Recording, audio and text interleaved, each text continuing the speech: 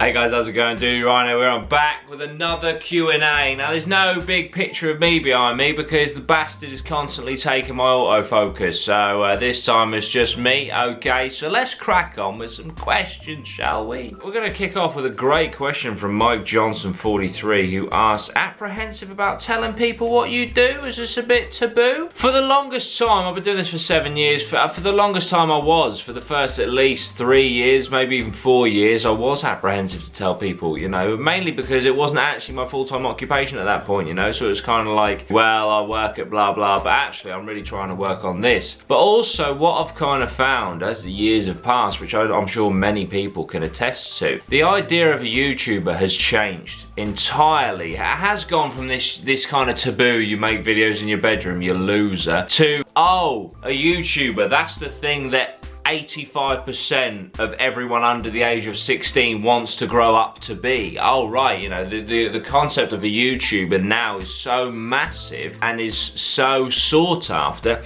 that actually it's something that I find, you know, you can be proud of. I've always kind of been proud of the fact that, you know, that I'm doing what I want to do and I'm pursuing my dream and my passion. I kind of see YouTubers now, YouTube is what, 2006, 13 years old. If you imagine like movie stars when, you know, movies were only around for 13 years. So a lot of people are like, what's a movie star? Is that even a thing? You know, TV, television series and things like that. When TV was first around for the first 15 years, a TV star, what's that? And then you look at how that has progressed and, you know, you've now got movie stars and TV stars and, you know, the golden age of cinema and all that sort of stuff. I still think there's a golden age of YouTubing to come, and I'm very excited to be part of this thing at the beginning, in its infancy, and I can't wait to see where we end up in a few years' time. So to answer your question, no, I'm not apprehensive at all about telling people what I do. It is a bit difficult for the older generations that don't really understand it. I just say I'm a YouTuber, I make videos, I'm a podcast host, and I'm a director of my own media company. That's what I say because, well, it's true. But I think like the whole media company thing has really helped validate it, and also it's just something that older generations can like connect to. Like, oh, he's got a company within media, right, okay, I understand that. Liam_White22 says, are you at Summer in the City this year? Yes, I will be. Me and the boys are going down as the Happy Hour podcast,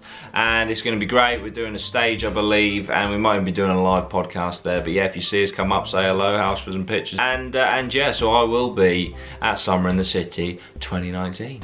Directed by Thomas. Any advice on me starting YouTube? Yeah, do what you love. You know, do videos about what you're passionate about, because then that passion just comes across so much easier and so much more natural than if you're trying to force it with an area or a subject that you're not really passionate about, but maybe you're just doing it for views, for example, right? So make sure you cement yourself in an area of YouTube of which you're passionate about, because that will just hopefully flourish. Also, don't worry about view count, don't worry about, forget the numbers for a little while, right? Forget the numbers will come, the audience will come. Just make the content as good as you can make it, and I assure you eventually the audience will come. Whether it takes a year and a viral video or 7 years of hard fucking work and grinding, it will come eventually. Lucas Jackerman asks, favourite Leeds player? Right now, funnily enough,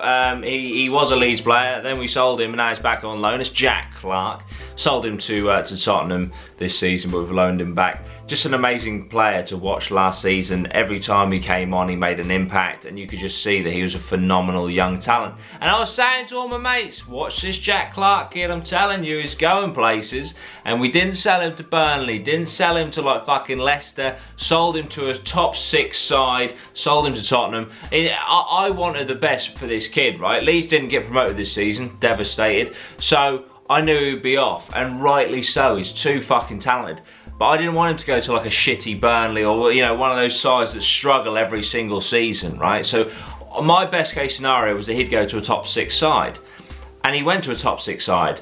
And he got a loan back. So it was literally like, I wanted this kid to go to a top 6 side for his future career, to get the most out of it, because he's such a fucking burning talent.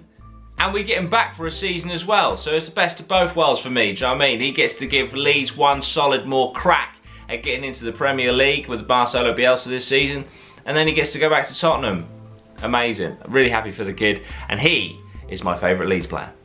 This camera's gonna die. Packer_17 says, thoughts on the block? Well, massive. First of all, mate, thank you so much for asking a question about the Minecraft stream so I can plug it. Beard Logic is our game and side channel. I stream on there every single day, guys, or most days. I miss the odd one if I'm absolutely fucking knackered. So if you want to see lots of this face streaming and Lozzie playing some games, go over to Beard Logic now and subscribe. Turn those notifications on. We do lots of streams over there, and we will do videos, but I just love game streaming over there right now. Alright. Rachel Clark 16X says, what's your favourite alcoholic drink? Well, right now I have to say it's got to be blood orange gin and lemonade. I don't know what that squeaking is, I do apologise, but yes, so my favourite drink right now, without a shadow of a doubt, from Spoons, is a double blood orange gin and lemonade. A little bit of ice. Right, the burning question everyone's been asking. So many people have asked it that I can't say an individual name, and I get it in the DMs a lot, and I'm going to finally explain it. Where has the festival content gone? As you guys have noticed, for the last 7 to 8 months, maybe even 9 months, there has been no festival content. I don't know if you've also noticed there has been incredible growth on this channel.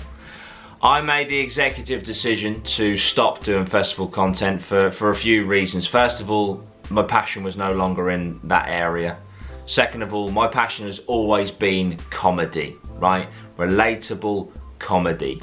And I applied that as much as I could to the festival scene, and I know it grew a nice audience, and I know a lot of you guys came to this channel for that content. However, as a creative person, as a YouTuber, you have to continuously adapt, and also you have to, in my opinion, stay true to yourself, because if I was to continue doing festival content, guys, I won't lie to you, I'm gonna be brutally honest, I would just fucking hate it. I would hate what I was doing. Like, there's only so many times that you can talk about a shit-stained Portaloo, you know, and also there was kind of a roof, it was so niche, seasonal roof, right? Where between maybe June and August, yeah, the views would bang, the subs would skyrocket, oh my god, look at all these subs coming. And then September, guys, the vast majority of people that came would go. They don't give a fuck about what you're doing, because they're just there for that short pocket, that short few months of festival content.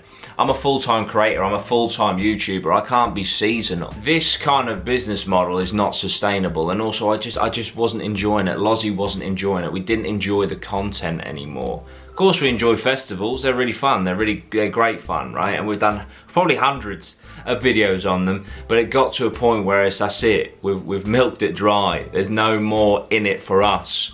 There's no more enjoyment in it for us. And if there's no enjoyment in it for us, trust me guys, that would have come across on the camera, and you would have probably switched off anyway, because you've been like, wow, this is taking a bit of a fucking downhill turn, because the passion wasn't there. I apologise if you're hoping for more festival content from us, but unfortunately we've moved on.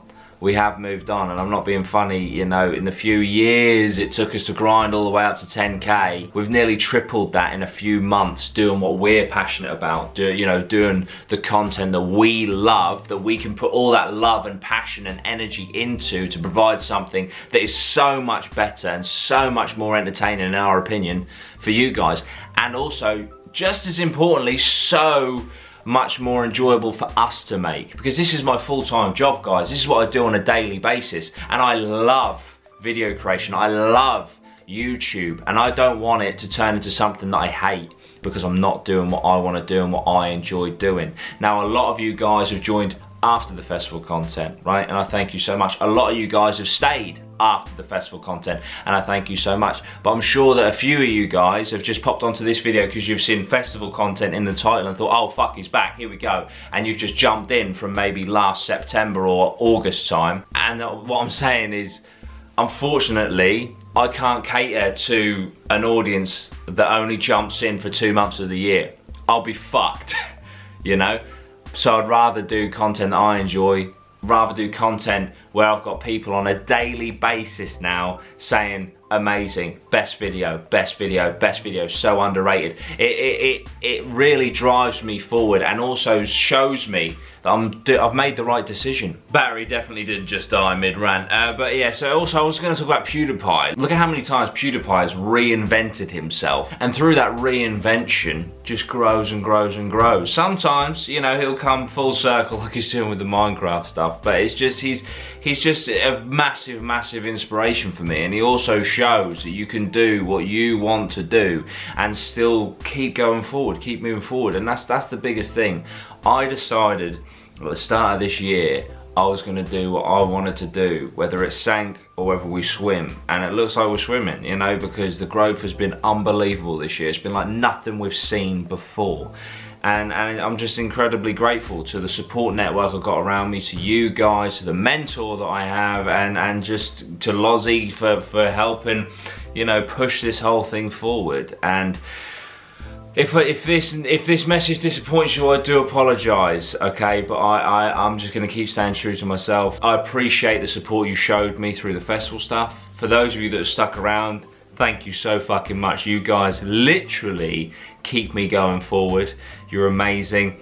And I'm excited for the stuff that we've got planned. We've got some big projects coming up, guys. Big projects that if I was still neck deep in festival stuff wouldn't have come about. So many opportunities I've had already this year wouldn't have come about. And that's just the reality of the situation, you know. Sometimes in life you just got to do what's right for you, and hopefully it pays off, and so far it really has. So once again, thank you guys for all your fucking support, because it's absolutely amazing. It's absolutely amazing. But I think that's a nice place to leave it there, guys, to be honest. I love this bi-weekly Q&A that we do. I know that you guys enjoy it as well. I can see that in the likes and the comments, and you guys consistently sending me questions. So thank you so much. Follow me on Instagram, it's @Rhino, if you want to send me questions for this. Also, if you've got any questions, bang them down below. That's not a problem. Please hit that like button, really helps us out. They've got a new tiered channel membership system on YouTube. So if you hit the join button, you can see tiers from $1.99 all the way up to all the different ones. So it's a great way to support the channel. Or you can go over and smash the Patreon. That would be another great way. Buy some merch. But the main thing, as I always say, guys, you know this by now, you're probably saying along with me at home, like, share and subscribe. Thank you so much. I'll see you in the next one. Sweet one, geese.